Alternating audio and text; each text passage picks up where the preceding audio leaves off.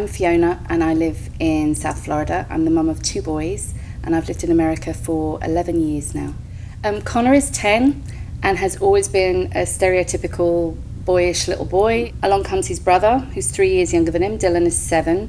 And yeah, not so much. He wants everything very different. I had to rethink. I had to really realise what it was that was important to him, and it turned out to be everything that you wouldn't associate with a boy. Yeah, we were on a play date many years ago. He's 7 now. I don't think he was 2 at the time. He was less than 2. He disappeared and came back out dressed in a fabulous tutu and proceeded to twirl and dance and perform for me like a ballerina, which was not shocking, but it did take me by surprise. I didn't know that he knew how to do those things. I didn't know that he knew how to put that all together, the tutu and pirouetting, and he did, and he was very happy. I'd never seen his brother do anything like that, but it made a big impression on me that this is him in his happy place and who he was.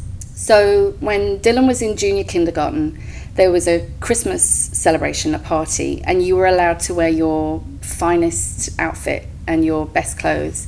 And at the time, I wasn't probably as aware as I am now, and I went and bought him a vest and a dicky bow and a shirt and nice pants, and he was horrified, completely mortified, didn't want to wear it.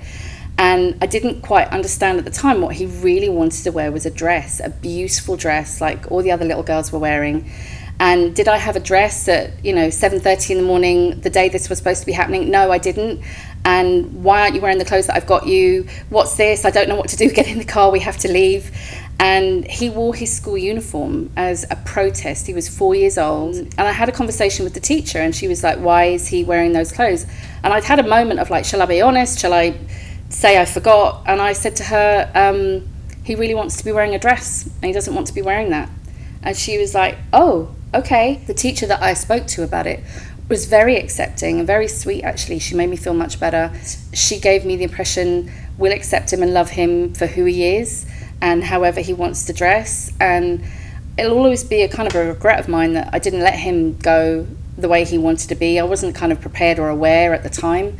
But I got the clear message that had I think they would have been okay with it, which is great. When Dylan was in kindergarten, we were watching a Disney movie, and the central character in the film was being excluded by his peers, and he broke down in a way that I have never seen him break down before. He was sobbing. I didn't know what was wrong with him, and he identified, that's me, mummy, that's what they do to me.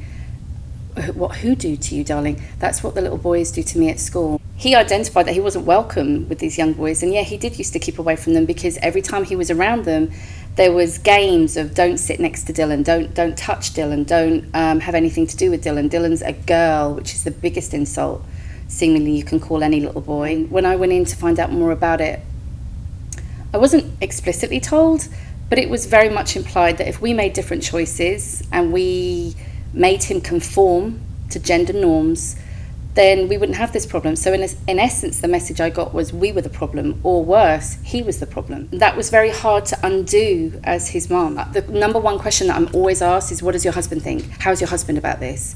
And the answer is, he's probably braver than I am. And did I ever think, as the mother of 2 sons, that I would see my husband in the distance walking through Target, holding my son's hand while his tutu is wafting in the air? No, I didn't, but that's reality for us. I bought him a dress, and he said, thank you for doing that for me, mummy. He was so happy. He wore it around the house for a couple of weeks. And then one day we were going out, and he wanted to wear the dress out. And he was fine about that, popped his shoes on, went to the door. And it was my oldest son that had a complete meltdown. No, mummy, you can't let him do this. What if somebody says something? What if this? What if that? What if he was in absolute terror. And I don't quite know why or how, but I found the words at the time to say to him, we have to let our love for your brother be stronger than our fear of the world. And I tried to calm him down, and we went out and we went to a restaurant.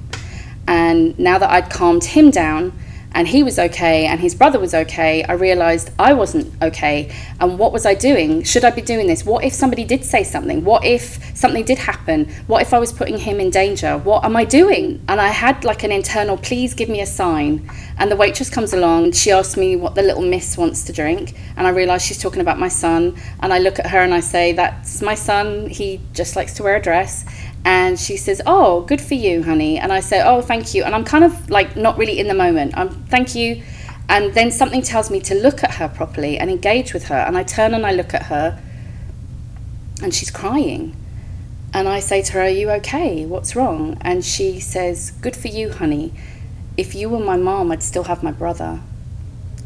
And it's a moment that changed my life. I realised what I'm doing is keeping my son alive. I'm letting him be who he is. I'm showing him that he's loved and accepted, and I'm constantly giving him the message, it's okay, stay, be here, you're loved, we want you. And sadly, her brother didn't get that message, and I can't believe, what's the coincidence, what's the likelihood that that person was my waitress that day? But it was a moment that I'll never ever forget, ever. And I knew I had to act quickly and do something, and I got myself to the Yes Institute. I found out about it and came down to take their courses and to educate myself. There isn't a manual on how to be a parent or a good parent. There's definitely not a chapter on how to be a parent to a gender fluid child. Nobody gave me that manual.